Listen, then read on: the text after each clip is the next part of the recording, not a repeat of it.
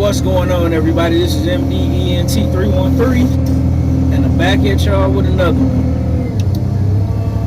Man, listen, it's funny how things come full circle and the truth finally comes out. And not only is it good when the truth finally comes out, it's good when it comes out the horse's mouth. What am I referring to? Well, I'm glad you asked.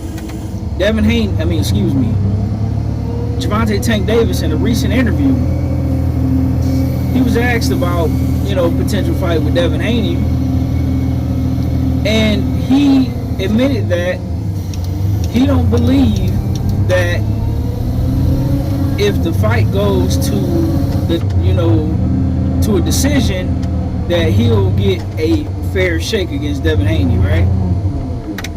Which is code words for, if I can't knock Devin Haney out 9 times out of 10, he outboxed me. That's all that means, right? Anytime you hear people complaining about, I don't think I'll get a fair shake if I go to this network, I don't think I'll get a fair shake if the scorecard, if it goes to the scorecards and if it's put in the judge's hands, I'm not sure I'll get.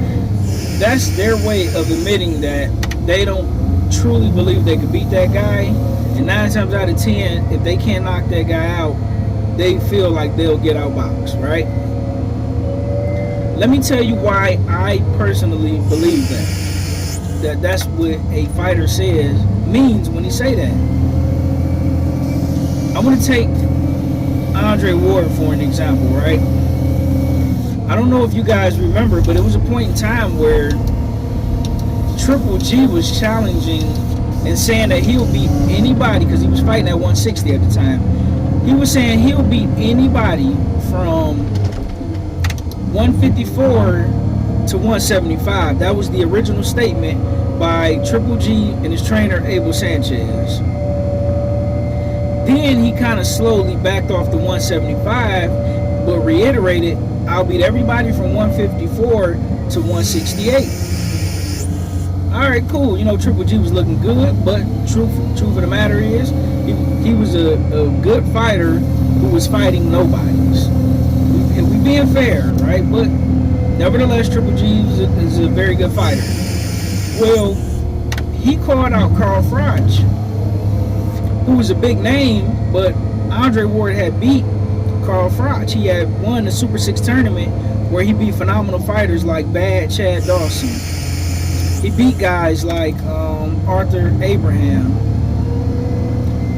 He beat guys like Carl Froch and many, many more phenomenal fighters. That was the rare time that 168 was actually much better than 160. And right now we're living in a time, ironically enough, where 168 is much better than 160, right? Historically, that haven't been the case, but recently that has been the case, right? So what ultimately happened was Andre Ward stepped up to the plate and he said, hey, listen, why you want to fight Carl Froch? I already beat Carl Froch. Why don't you fight me? Triple G, I gotta get Triple G respect, because he said, no, Andre Ward, that's too much, right? Reason why I'm bringing that up is because Triple G was such a darling. Triple G was the first fighter I've ever seen anybody force Canelo Alvarez to fight. The only fighter that they actually shamed him, where the WBC stripped Canelo because he wouldn't fight Triple G. With that being said, had Triple G fought Andre Ward, if it would have went to the scorecards and it was a close fight, they would have gave that fight to Triple G because he was such the HBO and media darling. But Andre Ward didn't care because he knew he would beat Triple G. So that fight never materialized, right? So what they did was they forced Andre Ward to go up to 175 to fight a phenomenal fighter at that time, Sergey Kovalev. If you remember, Sergey Kovalev was the unified. He had 3 or 4 belts at 175, and the big super fight at that time for 175 was supposed to be Sergey Kovalev and Adonis Stevenson, who was the WBC light heavyweight champion. I personally believe Adonis Stevenson would have beat Sergey Kovalev. Many people think Sergey Kovalev would have beat Adonis Stevenson. But unfortunately, the fight never materialized for whatever reason, right? I can't remember exactly why that fight, because around that time I was just getting back into boxing. My oldest nephew Trayvon had got me back into boxing. You know, I kind of was in and out in between there, right? So Andre Ward felt like he had beat Sergey Kovalev. He went up to take 3 tune-up fights, and that fight was very, very close. But Andre Ward got the decision, even though Sergey Kovalev scored an early knockdown. Andre Ward, in my humble opinion, took over the second half of that fight.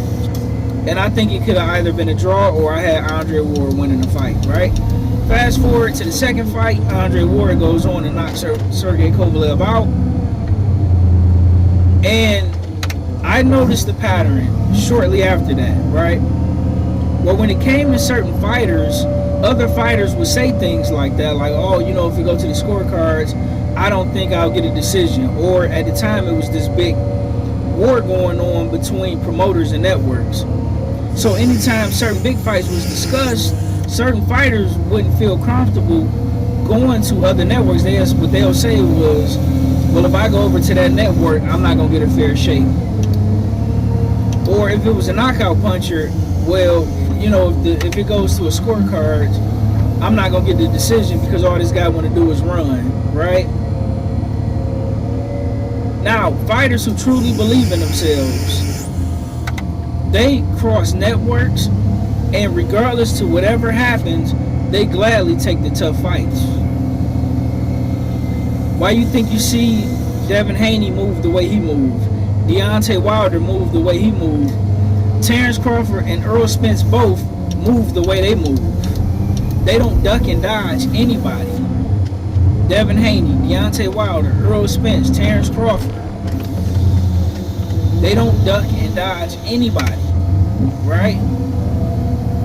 But I heard Teofimo Lopez say, well, I don't want to fight this guy because all he do is move, all he do is run, or I need $20 million to fight this guy. Those are words that lets me know that they don't feel confident, or they just flat out think they'll lose to that guy. So when Gervonta Tank Davis came out and said, you know, if it goes to the scorecards, I don't feel like I'll get the decision, I already know that to be true because they publicized the sparring match, right? And it was only 1 or 2 times where Tank hurt Devin, but he didn't get Devin out of there.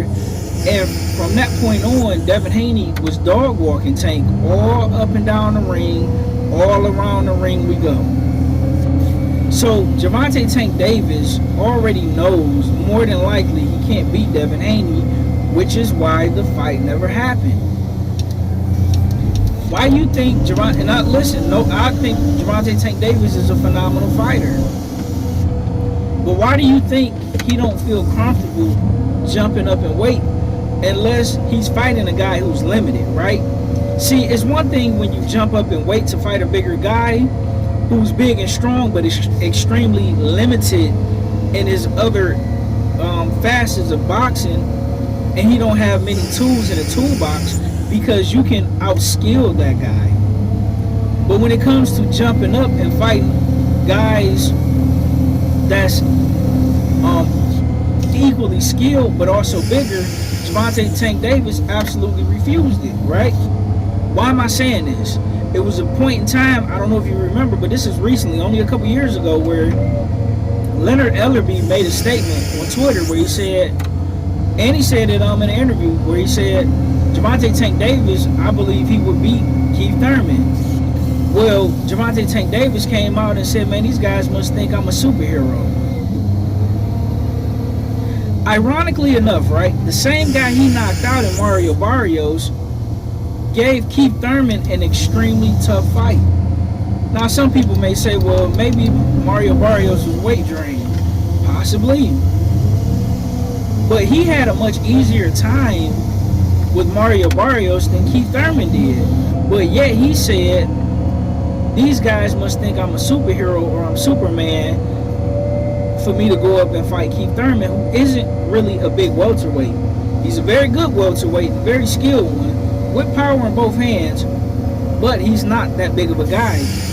Keith Thurman, if I'm not mistaken, I believe he's only 5'7" or 5'8". Tank is 5'5". And Mario Barrios is much taller than both of them.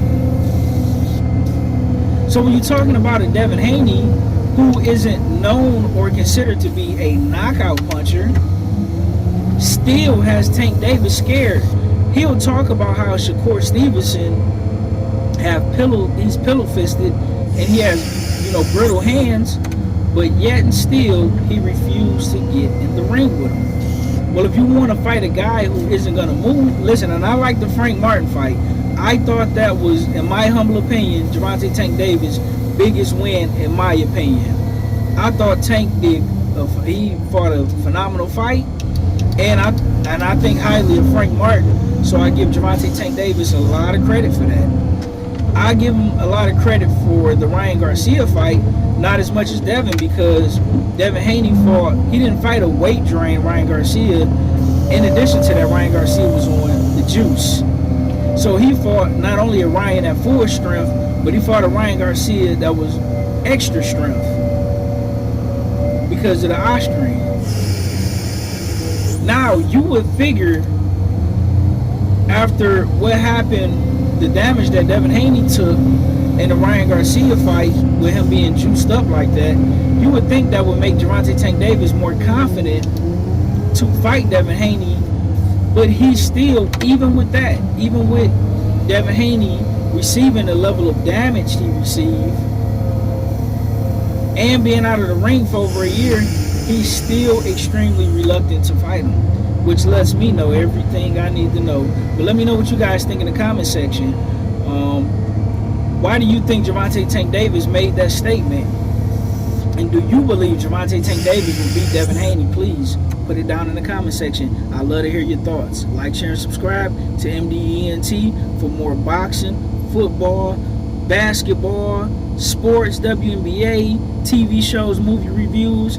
I do it all over here. That being said, I'm out. Peace.